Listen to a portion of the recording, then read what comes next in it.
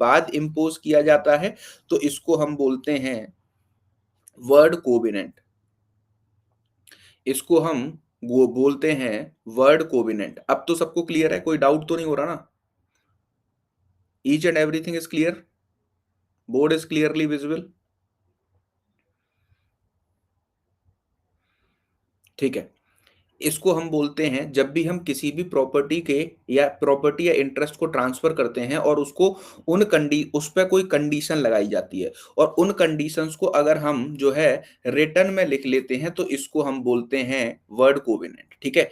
Condition को, property को transfer करने पर कोई भी हमने जो है क्या की है, आपकी कंडीशन लगा दी है, उसको रिड्यूस इनटू राइटिंग कर लिया है, उसको आप वर्ड कोवेनेंट बोलेंगे। वर्ड कोवेनेंट को मैं आगे टीपीए में कई बार यूज करूंगा। अब ये जो कंडीशंस होती हैं या जो कोवेनेंट्स होते हैं वो दो तरीके के हो सकते हैं, या तो कोई पॉजिटिव कंडीशन हो या फिर कोई नेगेटिव कंडीशन हो, ठीक है। या तो कोई पॉजिटिव कंडीशन हो सकती है या फिर कोई नेगेटिव कंडीशन हो सकती है, ठीक है। अगर पॉजिटिव कंडीशन की बात करें तो ये एक घर है, ठीक है। इसी घर के सामने ये पार्क है। अब इस पार्क को एक व्यक्ति ने सेल कर दिया। सेल करने पर ये कंडीशन लगाई कि ये पार्क तुम्हें हमेशा क्लीन रखना होगा।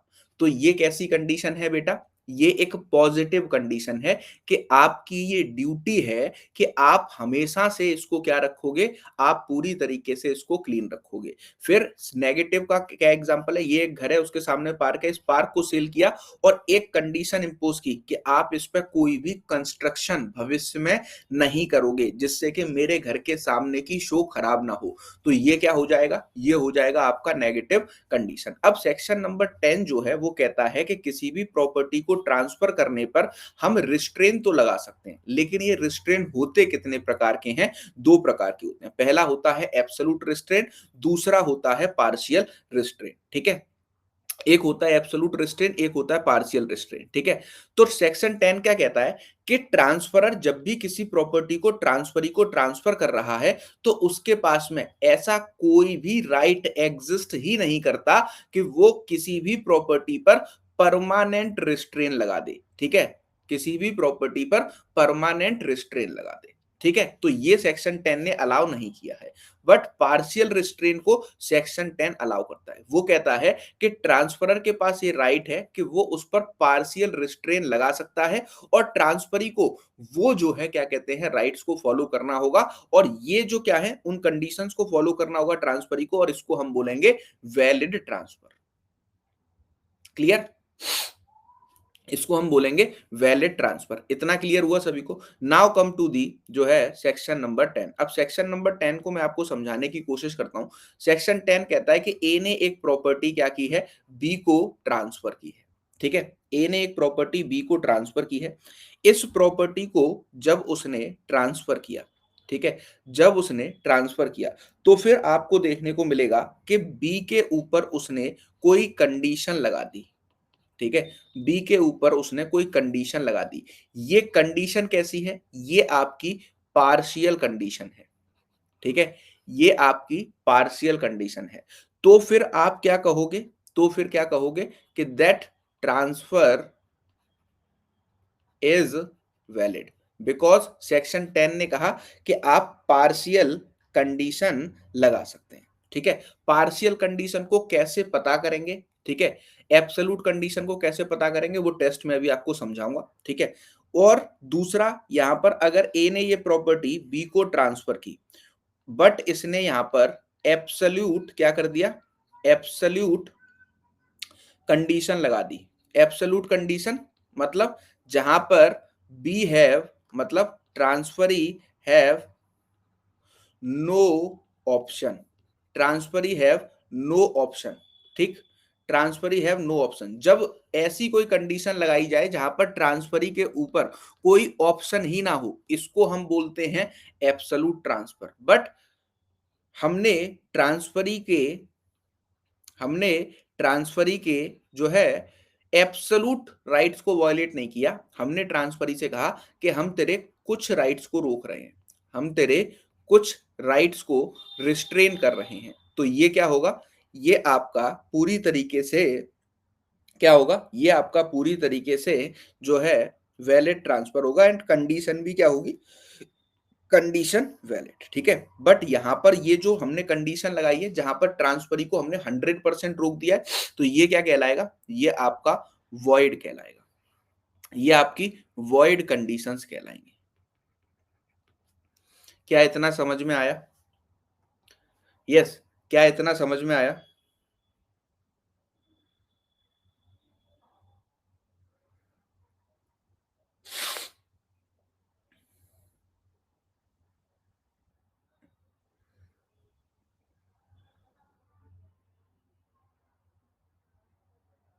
ठीक है।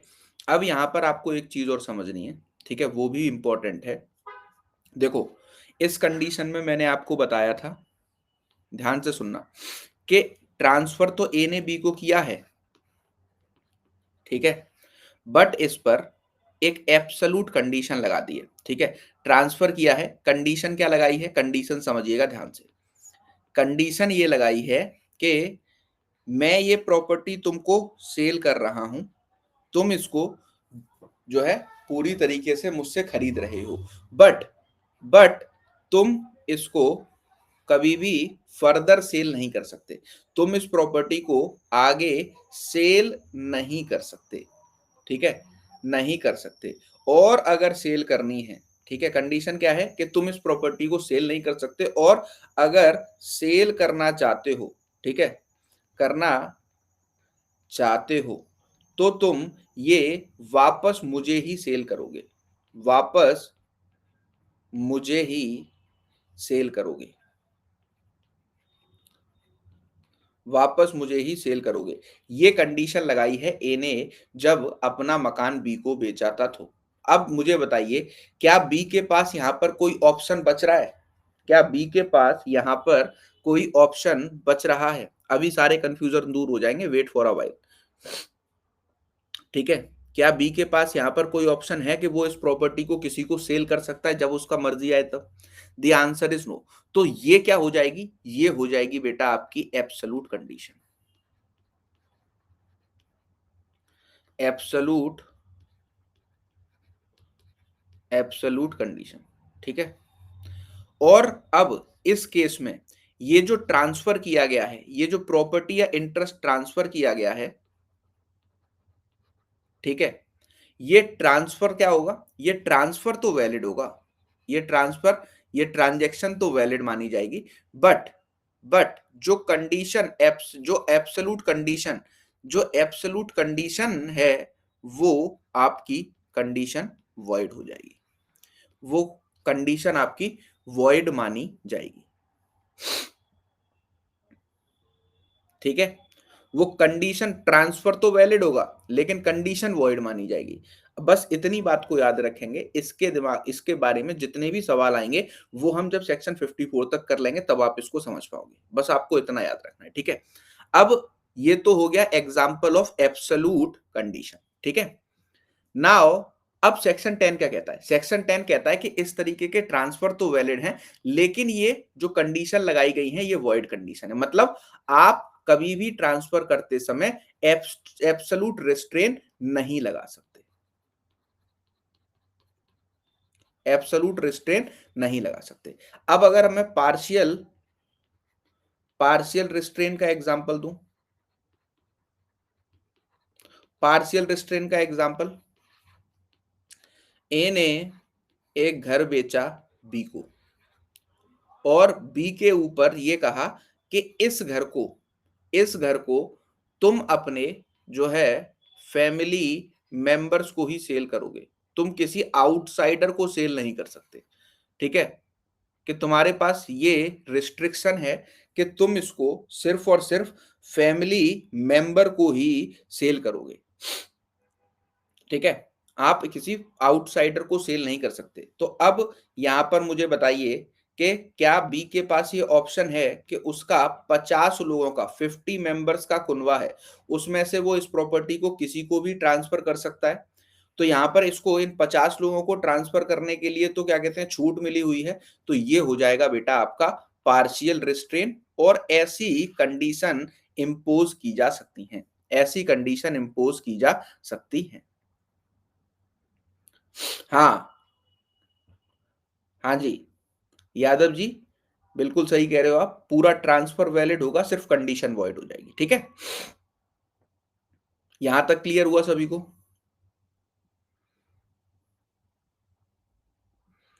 यहां तक क्लियर हुआ सभी को? Very good. ठीक, अब ये जो कंडीशंस होती हैं वो किस किस पर लगाई जा सकती हैं? ठीक है,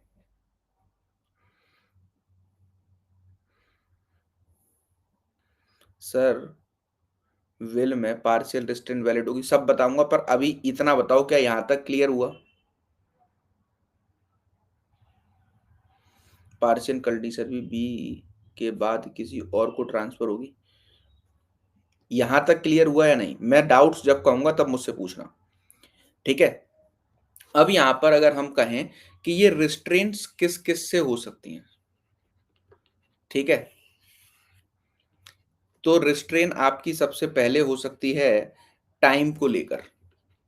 ठीक है, कि ए ने बी को प्रॉपर्टी ट्रांसफर की और उस पर एक रिस्ट्रिक्शन लगा दी कि तुम 10 साल तक इस प्रॉपर्टी को आगे फर्दर सेल नहीं करोगे। ठीक है, तो टाइम को लेकर के रिस्ट्रिक्शंस लगाई जा सकती हैं। दूसरा आपको देखने को मिलेगा पर्सन्स को लेकर रिस्ट्रिक्शंस लग सकती हैं, पर्सन्स को लेकर। ठीक है, कि ए ने बी को प्रॉपर्टी सेल की, ठीक है, प्रॉपर्टी ट्रांसफर की, ठीक, और उस पर कंडीशन इंपोज कर दी कि इस प्रॉपर्टी को तुम 3 लोगों को नहीं बेचोगे, एक्स वाई जेड, इसके अलावा इस प्रॉपर्टी को तुम किसी भी अदर पर्सन को अदर पर्सन को सेल कर सकते हो, अदर पर्सन को सेल कर सकते हो। ठीक है, तो पर्सन को लेकर ये रिस्ट्रिक्शंस हो सकती हैं, रिस्ट्रेन हो सकते हैं।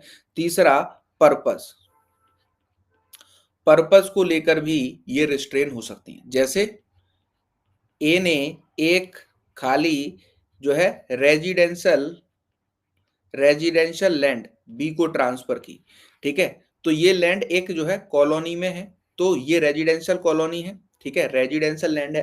तो यहाँ पर ए बी के ऊपर कंडीशन लगा सकता है कि भाई तुम इस प्रॉपर्टी को कभी भी कॉमर्शियल कॉमर्शियल पर्पस के लिए यूज नहीं करोगे। ठीक है, तो ये 3 तरीके की मेजॉरिटी कंडीशंस हो सकती हैं जो एक ट्रांसफरर कभी भी इंटरेस्ट को ट्रांसफर करते हुए ट्रांसफरी के ऊपर लगा सकता है। Is it clear? Is it clear? अब कौन सी एब्सोल्यूट होंगी और कौन सी क्या कहते हैं पार्शियल होंगी, ये आपको पूरे कॉन्ट्रैक्ट को पढ़ने के बाद ही पता लगेगा। ठीक है, अब इस पर कुछ केसेस हैं जो आपको जानने चाहिए, जो मुझे आपको लिखवाने हैं, वो आप केसेस लिख लीजिए एक बार। ठीक है, तो सबसे पहला केस जो है अच्छा, मैं समझ गया आपकी क्लास क्यों हैंग कर रही थी या फिर क्यों इसमें ग्लिच आ रहा था। I got the point. अब कुछ भी नहीं होगा, अब बिल्कुल सही चलेगी, अब मैं भी सही दिखाई दूंगा ना, बोर्ड कभी वो करेगा। मैं समझ गया। वायर जो थी लैपटॉप की, वो वायर जो है थोड़ी सी हिल रही थी। अब मैं भी साफ दिखाई दे रहा हूँ, क्लास भी साफ दिख रही होगी, बताओ। वायर जो है अडेप्टर में लगाने वाली, मतलब मेरे पास में ना वो है,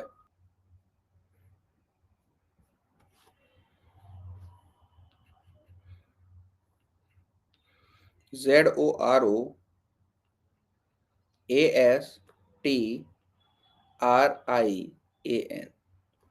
जोरेस्ट्रन cooperative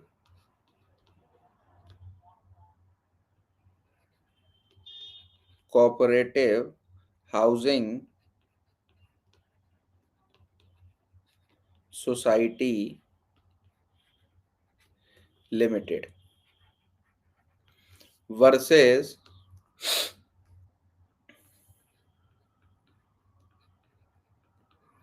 district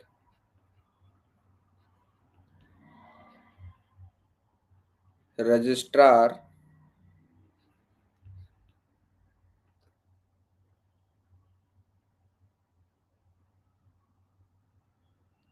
district registrar cooperative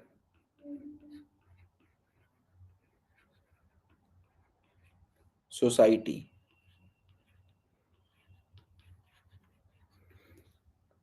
2005 Supreme Court. देखो अब इसमें हुआ क्या, लिख लिया सभी ने, समझाऊं? अब देखो इसमें हुआ क्या था, इस केस में एक कॉलोनी कट रही थी, ठीक है, जो आपकी जोरोस्टन कोऑपरेटिव सोसाइटी काट रही थी, ठीक है। तो इस तरीके से एक कॉलोनी थी, ये रोड था। अब इस कॉलोनी में बहुत सारे घर बना बनाकर ये कोऑपरेटिव सोसाइटी सेल कर रही थी, ठीक है। ये गेट बंद कॉलोनी है, ठीक, यहां से ये बंद है, ठीक।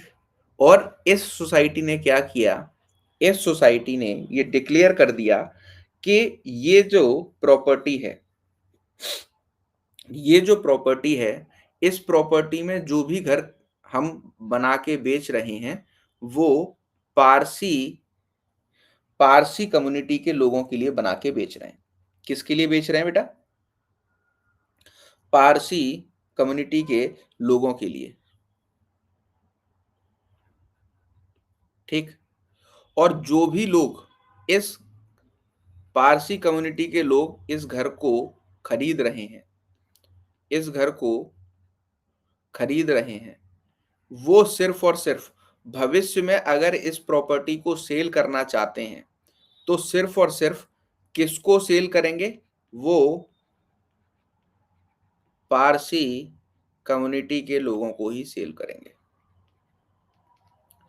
अब इस मैटर को पहुंचाया गया honourable supreme court of India में। कहां पहुंचाया गया? इस मैटर को honourable supreme court of India में पहुंचाया गया। अब आप मुझे ये बताएंगे कि हमारा क्या ये हमारा एब्सोल्यूट रिस्ट्रेन है या फिर पार्शियल रिस्ट्रेन है? Yes please, this is absolute restrain और पार्शियल रिस्ट्रेन। बताइए कि जो भी इस सोसाइटी में घर खरीदेगा सबसे पहले वो पारसी होना चाहिए। इसके साथ साथ वो जो घर खरीद रहा है वो सेल भी सिर्फ और सिर्फ पारसी कम्युनिटी के लोगों को करेगा, वो सेल भी सिर्फ और सिर्फ पारसी कम्युनिटी के लोगों को करेगा। तो ये, अब मुझे एक बात बताओ, क्या एक ही आदमी पारसी कम्युनिटी का है? ठीक है। तो इसमें ऑनरेबल सुप्रीम कोर्ट ने जो है हेल्ड किया कि ये जो कंडीशन है, ये जो कंडीशन लगाई गई है कि पारसी कम्युनिटी को ही सेल करोगे, दिस इज पार्शियल कंडीशन। अब एक बात बताओ, यहां पर एक पारसी कम्युनिटी का व्यक्ति है ए, ठीक है। इस व्यक्ति ने ये घर जो है खरीद लिया। अब इसको भविष्य में ये घर कभी भी किसी भी व्यक्ति को सेल करना है, तो क्या पारसी कम्युनिटी पृथ्वी से लुप्त हो जाएगी? तो उसको पारसी कम्युनिटी के लोग मिल सकते हैं ना इजीली, तो उसको इजीली पारसी कम्युनिटी के लोग मिल सकते हैं ना। तो जब इजीली पारसी कम्युनिटी के लोग मिल सकते हैं तो फिर क्या किया जा सकता है? तो फिर ये सुप्रीम कोर्ट ने पार्शियल जो है क्या माना? पार्शियल कंडीशन मानी। तो ऐसी कंडीशन आपके ऊपर लगाई जा सकती है। अब सेक्शन नंबर 10 के, ये हो गया पूरा सेक्शन नंबर 10। सेक्शन नंबर 10 के दो एक्सेप्शन हैं, और एक एक्सेप्शन तो ऐसा है जो कि आज की डेट में बेसिकली आर्टिकल 14 का वायलेशन है, वो मैं आपको बताऊंगा। लेकिन अगर कभी भी इसको सुप्रीम कोर्ट ऑफ इंडिया में चैलेंज नहीं किया गया, ठीक है, कभी भी सुप्रीम कोर्ट ऑफ इंडिया में इसको चैलेंज नहीं किया गया, इस वजह से आपको देखने को मिलेगा कि इस पर कोई भी अभी ऑब्जेक्शन नहीं उठाता, और ये आज भी टीपीए में बना हुआ। ध्यान से समझेंगे, पहला एक्सेप्शन है लीज, ठीक है। अब सेक्शन 10 का लीज एक्सेप्शन है, इसका मतलब क्या है कि लीज में हम एब्सोल्यूट रिस्ट्रेन लगा सकते हैं, यही तो इसका मतलब है। That is why lease is the exception of section number 10। अब कैसे लगा सकते हैं इसको ध्यान से सुनिए। एक व्यक्ति है, ये अपने एक लैंड के टुकड़े को 5 इयर्स के लिए बी को लीज पर देता है, ठीक है, बी को लीज पर देता है। एक पर्सन है जो 5 ईयर के लिए बी को लीज पर अपनी प्रॉपर्टी देता है।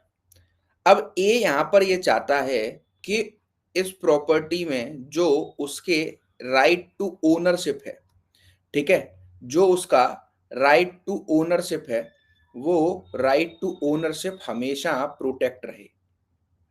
तो इसी वजह से ये क्या करता है, जब भी ये लीज डीड बनाता है तो बी के ऊपर एक कंडीशन इंपोज करता है, और वो कंडीशन क्या है, वो कंडीशन लगाता है कि आप इस प्रॉपर्टी को सिर्फ और सिर्फ सेल्फ यूज करोगे अगले 5 साल तक, ठीक है, अगले 5 साल तक, और मुझे 5,000 पर ईयर, 5,000 पर ईयर इसका प्रीमियम पे करोगे, ठीक है। बी कहता है यस, पर वो कंडीशन इंपोज करता है कि आप इसको कभी भी फर्दर सबलेट नहीं कर सकते। अब फर्दर सबलेट ना करना, ये एब्सोल्यूट रिस्ट्रेन है कि बी के पास कोई अधिकार ही नहीं है कि वो इस प्रॉपर्टी को आगे किसी को सबलीज कर सके। तो ये एब्सोल्यूट रिस्ट्रेन है। फिर भी ये कंडीशन वैलिड है, फिर भी टीपीए ने क्या कहा, टीपीए ने कहा बेटा फिर भी ये कंडीशन पूरी तरीके से वैलिड है, ठीक है। ऐसा कोई भी व्यक्ति कर सकता है अपने राइट्स को प्रोटेक्ट करने के लिए। मान लीजिए ए ने 5 साल तक बी को ये लीज पर दी, ठीक है, अब बी ने इसको फर्दर सबलेट कर दिया सी को, और इसने इसको अपने लीज डीड में 10 साल लिख दिया। तो अब जब 5 साल बाद ए को ये प्रॉपर्टी बी से खाली करानी होगी और ए इसके साथ में आगे लीज कंटिन्यू नहीं करना चाह रहा होगा, तो यहां पर सी के इंटरेस्ट भी क्रिएट हो जाएंगे। और जब सी का, अब मान लो सी ने 10 साल के लिए लेकर क्या किया, इस पर एक फैक्ट्री लगा दी। अब सी ने इस फैक्ट्री में 50 लाख रुपए खर्च किए, लगाने में 50 लाख रुपए खर्च कर दिए। अब समस्या क्या है, समस्या ये है कि ये 50 लाख रुपए जब ए प्रॉपर्टी को खाली कराने जा रहा है, ए जब प्रॉपर्टी को खाली कराने जा रहा है, तो फिर ऐसे केसेस में ए के, अब यहां पर दो लोगों के इंटरेस्ट है, बी का तो इंटरेस्ट है क्योंकि उसने प्रॉपर्टी लीज पर ली थी, बट सी की फैक्ट्री भी यहां पर लगी हुई है। तो इस भसड़ में ए को अब सी को भी लेकर आना होगा, इस फैक्ट्री को हटवाना होगा, तब उसको प्रॉपर्टी वापस लगेगी। तो ऐसी कोई भी ट्रांसफरर, कोई भी ट्रांसफरर ट्रांसफरी के ऊपर ऐसी कंडीशन लगा सकता है लीज में जो कि उसके पर्सनल बेनिफिट के लिए हो। किसके लिए हो, जो कि उसके या फिर उसके राइट्स के पर्सनल बेनिफिट के लिए है, तो वो ऐसी कंडीशन इंपोज कर सकता है। एब्सोल्यूट रिस्ट्रेन भी लगा सकता है इन केस ऑफ लीज। तो ये क्वेश्चन प्रीलिम्स में पूछा जाता है कि क्या हम किसी भी लीज पर एब्सोल्यूट रिस्ट्रेन लगा सकते हैं, तो आंसर क्या होगा, यस। समझ में आया सभी को? इतना समझ में आया सभी को?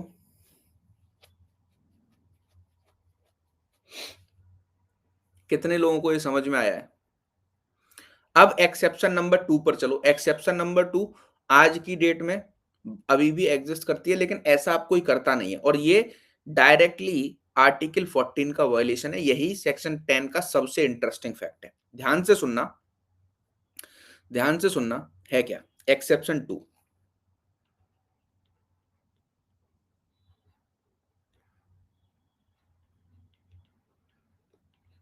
ये क्या कहता है, सबसे पहले आपको इसमें याद रखना है कि ये वायलेशन है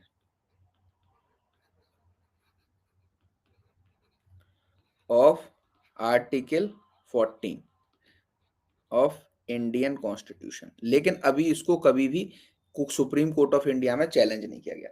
ये कहता क्या है, ये कहता है कोई भी मैरिड फीमेल है, ठीक है, मैरिड फीमेल है, ठीक है, और वो मैरिड फीमेल क्या है, वो married female not a Hindu, ना तो वो हिंदू है, ना तो वो मुस्लिम है, ठीक है, ना ही वो बुद्धिस्ट है, ठीक। ये क्या कहता है कि कोई मैरिड फीमेल है, शादीशुदा महिला है, ना ही वो हिंदू है, ना मुस्लिम है, ना बुद्धिस्ट है। इसका मतलब वो फीमेल कौन-सी है? ठीक है? ये फीमेल आपकी, ठीक है, इज़ आइदर, या तो ये क्रिश्चियन है, ठीक है? या फिर ये पारसी है, या फिर ये ज्यू है, ठीक है? अब ध्यान से सुनना एक्सेप्शन 2 को। अब ध्यान से सुनना एक्सेप्शन 2 को। सुनाई दे रहा है सबको? कि एक महिला है, ठीक है? एक महिला है। Exception 2 is the violation of Article 14 of Indian Constitution, but it is not challenged in any court of law. That is why it is prevail in TPA. कहता क्या है? कोई भी मैरिड फीमेल है जो अभी, ठीक है, जो हिंदू नहीं है, मुस्लिम नहीं है और बुद्धिस्ट नहीं है, तो वो क्या हो सकती है? या तो वो आपकी क्रिश्चियन हो सकती है, या पारसी हो सकती है, या फिर ज्यू हो सकती है, ठीक है? या तो क्रिश्चियन है, या पारसी है, या फिर ज्यू है, ठीक है? आ गया समझ में सभी को? तो अब ये कंडीशन कहती क्या है, इसको एक बार ध्यान से समझेंगे।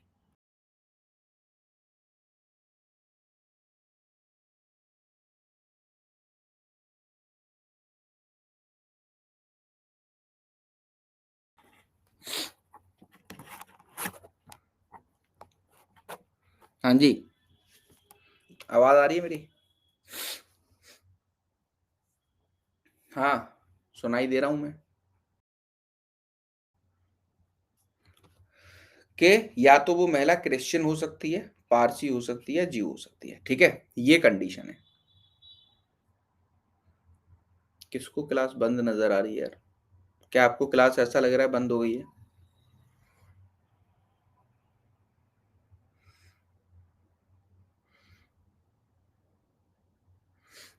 हाँ जी, बताइए। क्या आपको ऐसा लग रहा है कि क्लास बंद हो गई है? सभी को सही सुनाई दे रहा है?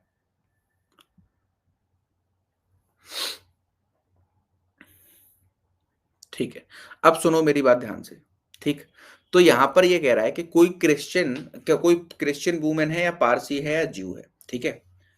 और वो मैरिड फीमेल है, मतलब उसकी शादी हो चुकी है, वो शादीशुदा है। तो अगर किसी भी क्रिश्चियन क्रिश्चियन, पारसी और ज्यू, ठीक है, मैरिड डॉटर को डॉटर को उसके फादर, या फिर उसके फादर कोई प्रॉपर्टी या फिर इंटरेस्ट ट्रांसफर कर रहे हैं, तो वो एक जो है कंडीशन लगा सकते हैं।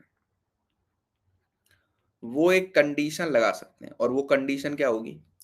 वो कंडीशन है कि जब तक ये मैरिड डॉटर शादीशुदा है, मतलब जब तक ये मैरिड डॉटर शादीशुदा रहती है, क्योंकि शादी तो इसकी हो चुकी है, तो जब तक ये शादीशुदा है, तब तक ये अपने फादर के द्वारा दिए गए प्रॉपर्टी और इंटरेस्ट को कभी भी किसी भी व्यक्ति को ट्रांसफर नहीं कर सकती, ट्रांसफर नहीं कर सकती, ठीक है? ट्रांसफर नहीं कर सकती। This is the second exception, ठीक है? तो father can impose the condition till the daughter is married, there can be no transfer of property. वो इस प्रॉपर्टी को जो उसके फादर ने उसको दी है, अगर वो क्रिश्चियन है, पारसी है, ज्यू है, तो ऐसे केसेस में वो इस प्रॉपर्टी को ट्रांसफर नहीं कर सकती। ये आज भी सेक्शन नंबर 10 में सर्वाइव करता है, क्योंकि इसको अभी हमने किसी भी कोर्ट ऑफ लॉ में चैलेंज नहीं किया है, ठीक है? ठीक। तो this is all about section number 10। यही पूरा का पूरा सेक्शन 10 है। यही पूरा का पूरा सेक्शन 10 है। Clear? Let's come to the bare act. अब एक बार बेयर एक्ट पर आइए, सेक्शन नंबर 10 के। देखो, अब तुमको बेयर एक्ट पढ़ के तो कुछ नहीं समझ में आएगा, ये मेरी गारंटी है। बेयर एक्ट पढ़ के तो आपको को कुछ नहीं समझ में आएगा, ये मेरी गारंटी है, क्योंकि इसमें लिखा इतना गचड़-पचड़ है। क्या कहता है? Where the property is transferred subject to the condition और लिमिटेशन। ठीक है?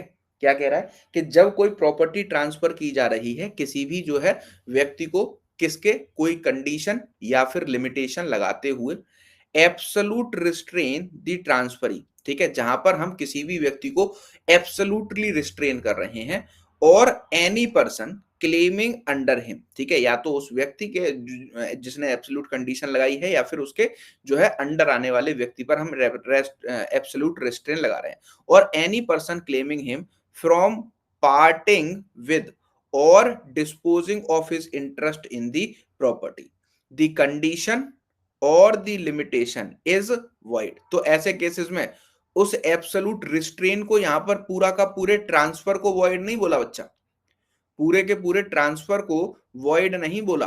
क्या बोला? कि सिर्फ और सिर्फ ये एब्सोल्यूट कंडीशन जो हमने लगाई है कि वो उस प्रॉपर्टी को कभी भी किसी को डिस्पोज ऑफ नहीं कर सकता, वो कंडीशन वॉइड हो जाएगी। ठीक है? यही तो मैंने आपको समझाया। आगे क्या कहता है? Accept in the case of lease. ठीक है? लीज में, accept in the lease of keys, क्या कहता है कि लीज में एब्सोल्यूट रिस्ट्रेंट की कंडीशन लगाई जा सकती है, where the condition is for the benefit of the laser.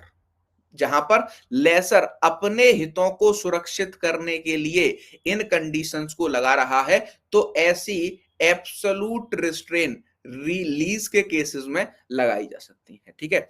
Or those claiming under him. ठीक है? या फिर उसके जो लेसर है उसके अंदर जो आते हैं, वो प्रॉपर्टी लेसर के बाद लेसर के बच्चों को मिलेगी, तो उनके वो भी जो है पूरी तरीके से ऐसी कंडीशन लगा सकते हैं, provided that the property may be transferred to और for the benefit of a women. अब देखो यहां से क्या शुरू होता है, यहां से दूसरा एक्सेप्शन शुरू होता है। ये पहला एक्सेप्शन था बेटा, यहां से दूसरा एक्सेप्शन शुरू हुआ। ठीक है?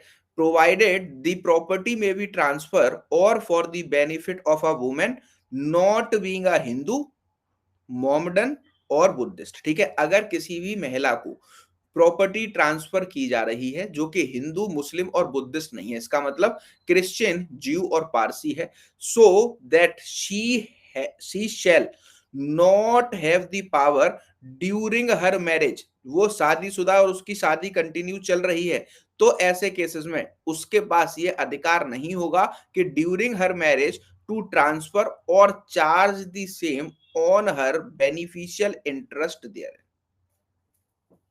क्या समझे? कि वो उस प्रॉपर्टी को अपनी during the continuation of marriage जो है क्या नहीं कर सकती, ट्रांसफर नहीं कर सकती। अब ये सेक्शन लिखा तो 5 लाइन में है, लेकिन इसमें बताई बहुत सारी बातें गई थी।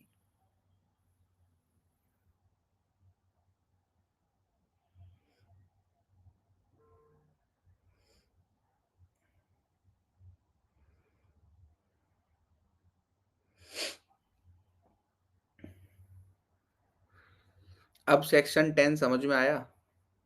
अब मुझे ये बताओ, आज से पहले ऐसे कभी सेक्शन 10 पढ़ा था? कितने लोगों को सेक्शन 10 समझ में आ गया है?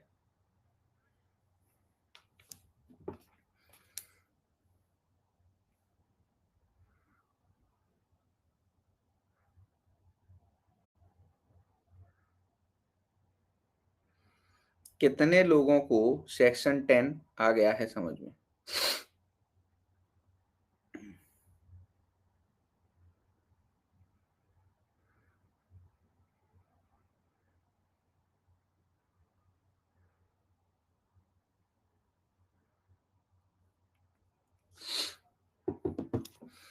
बहुत अच्छा समझाया आपने। हाँ जी, आया समझ में? इसी वजह से मैंने कहा था क्या। चलो, बेयर एक्ट में 31 खोलना एक बार बेटा।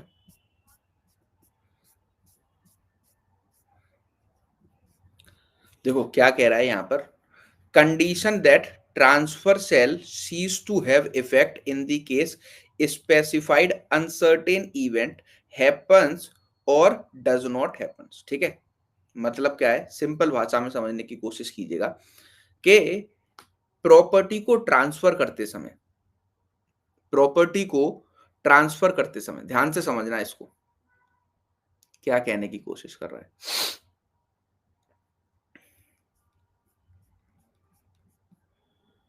ये कह रहा है कि जब भी कोई पर्सन, मान लेते हैं ए है, ठीक है?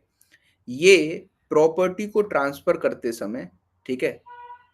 जिस भी ट्रांसफरी को ये प्रॉपर्टी ट्रांसफर की जा रही है, उस पर कुछ कंडीशंस लगा सकता है। ठीक है?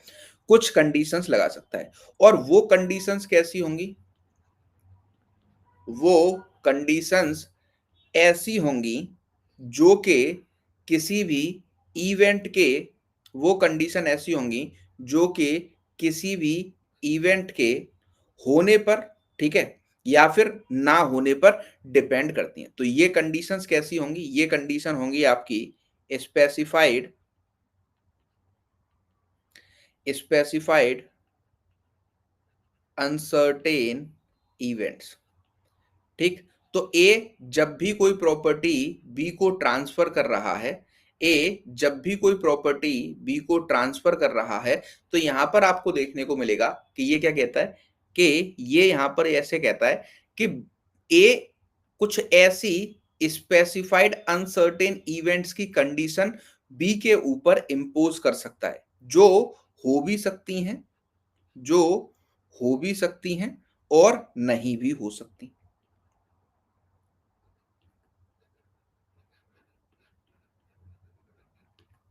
जो हो भी सकती हैं और नहीं भी हो सकती। ठीक है? तो ऐसी कंडीशंस जब भी लगाई जाती हैं, ठीक है? तो ऐसी स्पेसिफाइड अनसर्टेन इवेंट्स की कंडीशन जब भी लगाई जाती हैं, तो ये कंडीशन वैलिड होती हैं। ये कंडीशन टीपीए वैलिड मानता है। ठीक है? अब मान लो कोई भी स्पेसिफाइड अनसर्टेन इवेंट की कंडीशन ए ने प्रॉपर्टी बी को ट्रांसफर करते हुए लगाई थी। अब मान लो या तो वो ये कंडीशन थी कि अगर ऐसा होगा, ठीक है, अगर ऐसा होगा तो फिर तुम्हारा ये राइट वापस हो जाएगा, या फिर ऐसा था कि अगर ऐसा नहीं हुआ तो तुम्हारे इस राइट पर कोई इफेक्ट नहीं पड़ेगा। तो मान लो जो अनसर्टेन स्पेसिफाइड अनसर्टेन इवेंट्स की कंडीशन लगाई थी, और वो कंडीशन जो है बी ने परफॉर्म कर दी, बी ने क्या कर दिया, बी ने परफॉर्म कर दी, तो फिर ऐसे केसेस में ये जो राइट है, ठीक है, ये जो राइट है, ये जो बी का इंटरेस्ट क्रिएट किया गया है, बी का इंटरेस्ट क्रिएट किया गया है, ठीक है, वो क्या हो जाएगा, वो इंटरेस्ट वहीं पर सीज कर जाएगा, वो इंटरेस्ट वहीं पर सीज कर जाएगा, मतलब खत्म हो जाएगा। अब बहुत सारे बच्चे इसमें कंफ्यूज होंगे कि सर ये क्या राम कथा सुना रहे हो।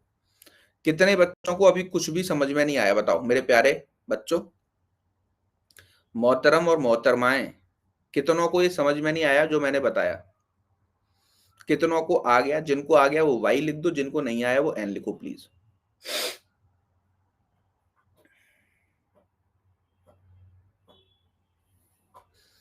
समझ नहीं आया?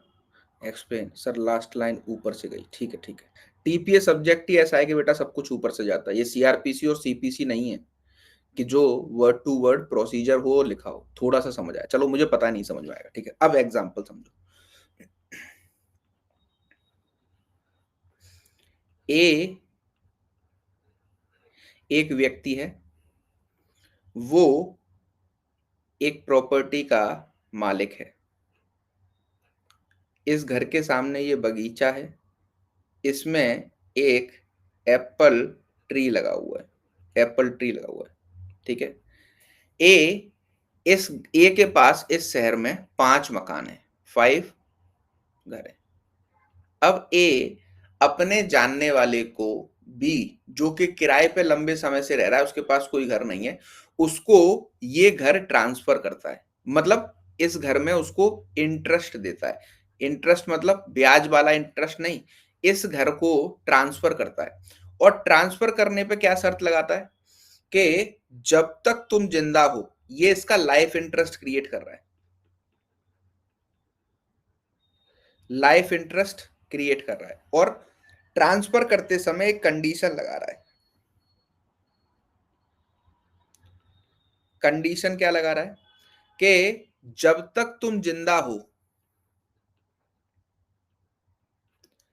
जब तक तुम जिंदा हो, तुम मेरे इस घर में इस घर तुम मेरे इस घर को यूज कर सकते हो, यूज कर सकते हो, बशर्ते तुम्हें मेरे घर की जो है साफ सफाई रखनी होगी। द कंडीशन नंबर फर्स्ट, साफ सफाई रखनी होगी, ठीक है। प्लस मेरे गार्डन में, मेरे घर के सामने जो गार्डन है वो भी मेरा है, उसमें एक एप्पल ट्री लगा हुआ है जिसपे हर सर्दियों में फल आते हैं, एप्पल आते हैं। इस ट्री को तुम कुछ नहीं करोगे, इस ट्री को तुम कट नहीं करोगे। अगर ये tree, Apple tree, Apple tree तुमने काट दिया, अगर ये एप्पल ट्री तुमने काट दिया, तो इस घर में रहने का अधिकार तुम्हारा वहीं पर, जैसे ही एप्पल ट्री तुमने काट दिया, तुम्हारा इस घर में रहने का अधिकार खत्म हो जाएगा, सीज कर जाएगा, और ये प्रॉपर्टी तुम्हें खाली करके मुझे देनी होगी और ये प्रॉपर्टी वापस से मेरे पास आ जाएगी, ठीक है। ये प्रॉपर्टी मेरे पास आ जाएगी, ठीक है। ये एग्जाम्पल है। अब आप मुझे ये बताओ, ठीक है, अब आप मुझे ये बताओ, क्या ये एग्जाम्पल, ये पिक्चर समझ में आई है कि ये कहने की क्या कोशिश कर रहा है? क्या ये एग्जाम्पल और ये पिक्चर समझ में आई है कि ये क्या कहने की कोशिश कर रहा है? बहुत अच्छे, बहुत अच्छे, सभी को समझ में आ गई। अब यहां से सेक्शन 31 की शुरुआत होती है, कार्रवाई शुरू होती है। सेक्शन 31 क्या कहता है, इसको ध्यान से सुनिए। सेक्शन 31 ये कहता है कि अगर बी ने अपने पूरे लाइफ टाइम, मान लो बी जब से ये प्रॉपर्टी उसको मिली तब से 25 ईयर्स तक जिंदा रहा, 25 साल तक जिंदा रहा, तो उसने एप्पल ट्री से कुछ नहीं किया। एप्पल ट्री को रोज पानी देता है, हर साल सीजन में फल आते हैं, खुद भी खाता है, ए के पास भी भिजवा देता है। एप्पल ट्री को कट नहीं किया, तो लाइफ टाइम तक वो इस घर में रह सकता है, उसका इंटरेस्ट बना रहेगा। मान लो, ठीक है, एक तो ये कंडीशन होगी, तो ये जिंदगी भर उस घर में रहता रहेगा, ठीक है। और बी के मर जाने के बाद ये घर दोबारा से ए के पास पहुंच जाएगा, क्योंकि उसने ट्रांसफर सेल नहीं किया है, उसने लाइफ इंटरेस्ट को ट्रांसफर किया। लेकिन ये 25 साल तक मतलब ये जो जब घर इसके पास आया, इसने 5 साल बाद देखा कि अब ये तो इतना वृद्ध हो गया है, बूढ़ा हो गया है कि इस प्रॉपर्टी के पास आ ही नहीं सकता। अब मैं इस एप्पल ट्री को काट देता हूं, अब मैं इस एप्पल ट्री को कट कर देता हूं। ए ने ये जो कंडीशन लगाई गई थी, इस कंडीशन को वॉयलेट कर दिया, इस कंडीशन को तोड़ दिया। तो फिर इस तो अब सेक्शन 31 ऑफ टीपीए क्या कह रहा है?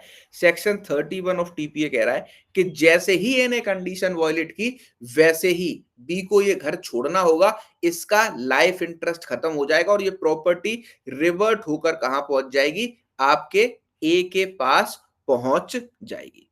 This is all about section number 31। अब समझ में आया? ठीक है, अब समझ में आया। तो उसने कंडीशन क्या लगाई कि अगर तुम ये पेड़ नहीं काटोगे, अगर तुम ये पेड़ नहीं काटोगे तो तुम हमेशा जब तक जिंदा हो इसमें रह सकते हो, लेकिन अगर तुमने पेड़ काट दिया तो फिर तुम इसमें रहने के हकदार नहीं हो। और जैसे ही उसने पेड़ काटा, वैसे ही उसका वहां पर इंटरेस्ट खत्म हो गया और वो प्रॉपर्टी रिवर्ट होके, वो इंटरेस्ट रिवर्ट होके ए के पास में पहुंच गई। क्लियर है?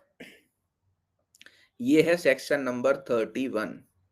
Please open the bare act, अभी मत खोलो, ठीक है। 31 हो गया। अब सेक्शन नंबर 32 और है, वो बहुत सिंपल है।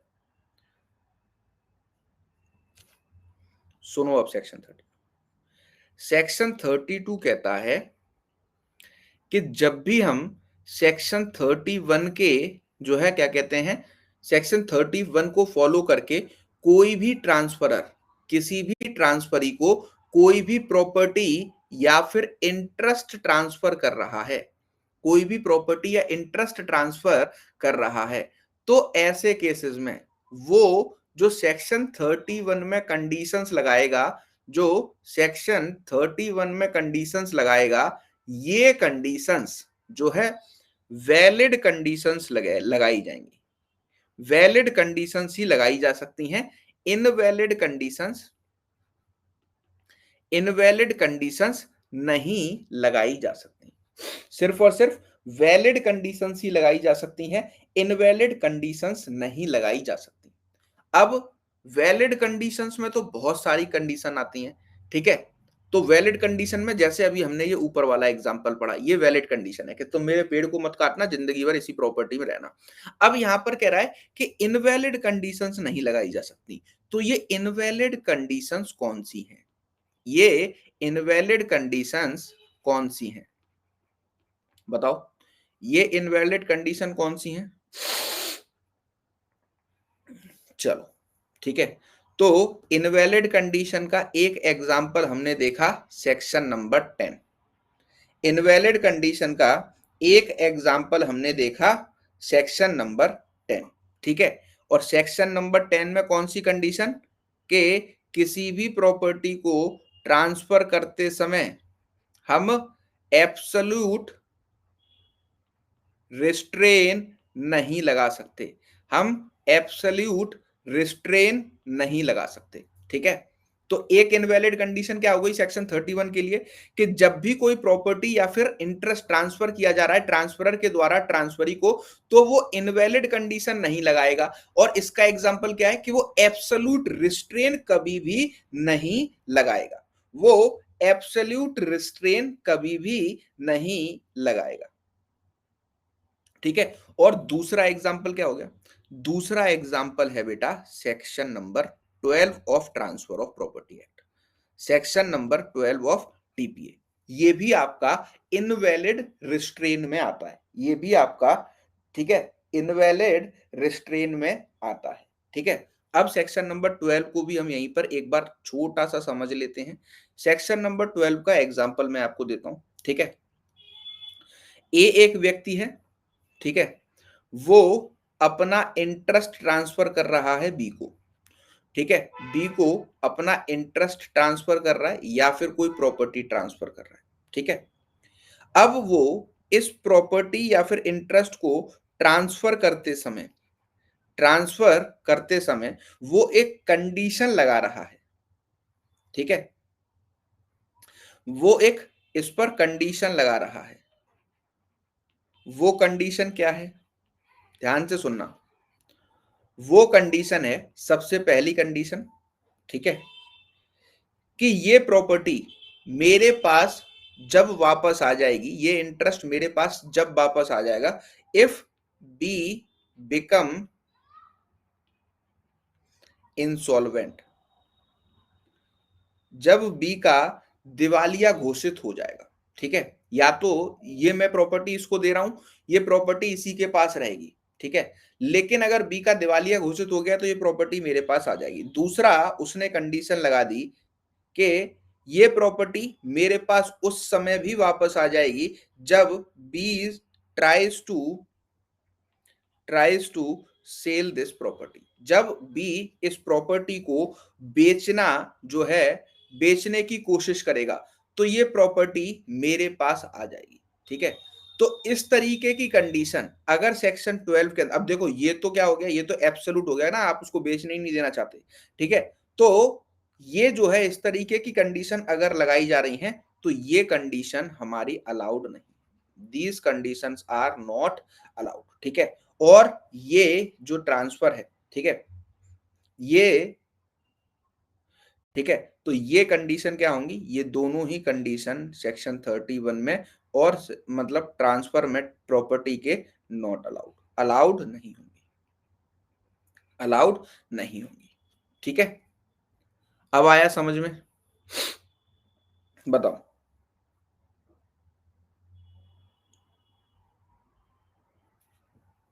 यस प्लीज, अब आया समझ में सभी को? बताइए।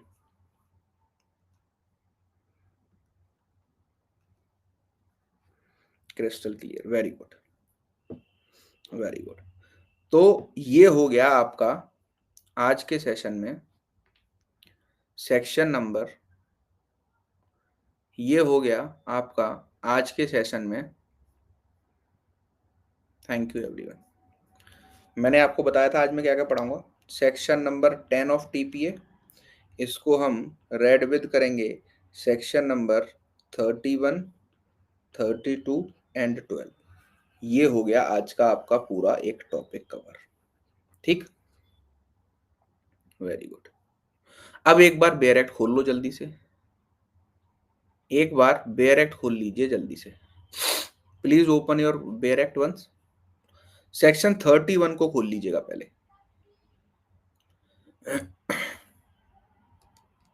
सेक्शन 31 को खोल लीजिएगा पहले।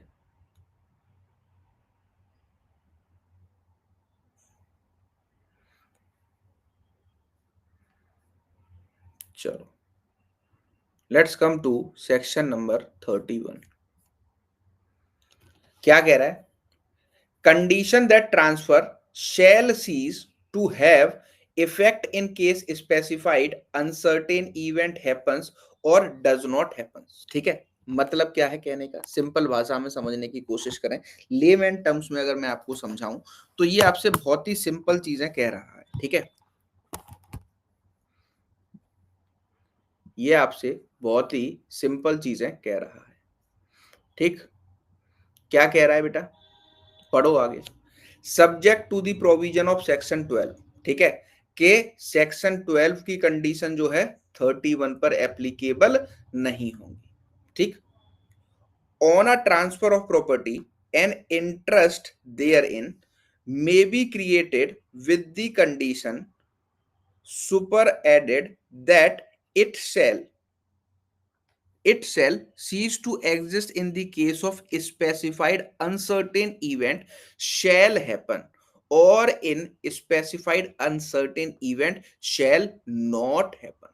ठीक है, अब इसको मैंने एग्जांपल से समझाया था, वो इलस्ट्रेशन ये था, इसको पढ़ो।